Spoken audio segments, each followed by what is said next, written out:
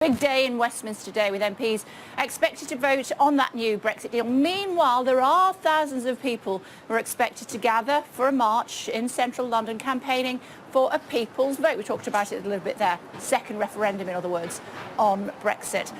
Dan Whitehead joining us now from Bath, where protesters are getting ready to depart. Hello to you, Dan. Tell us what's happening.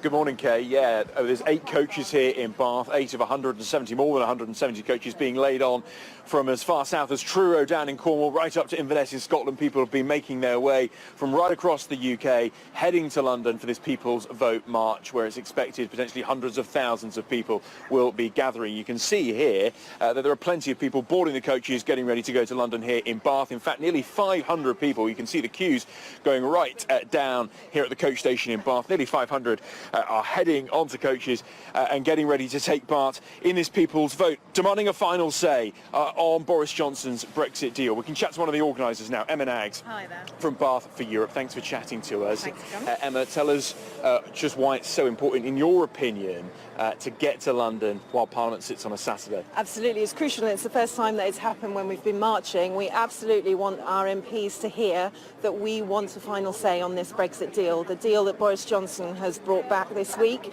is actually worse than the one that Theresa May had a year ago, and we absolutely think that it is right for the people to have a final say on this. The people who don't agree with you say we've had a referendum. People have already had their say. We don't need a second one. Well, I think now that there is actually a negotiated deal, we know what Brexit genuinely looks like and the reality of it. I think it's only fair for everyone to have a ratification and a confirmation that is this really the Brexit that people voted for, because this is now what is on offer.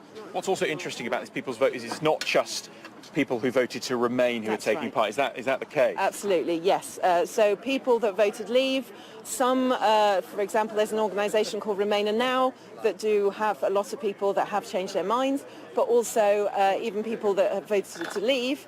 This is not the deal that they had in mind when they voted. And as Nigel Farage says himself, the current deal is nowhere near as good as staying in the EU, and it would actually be worse.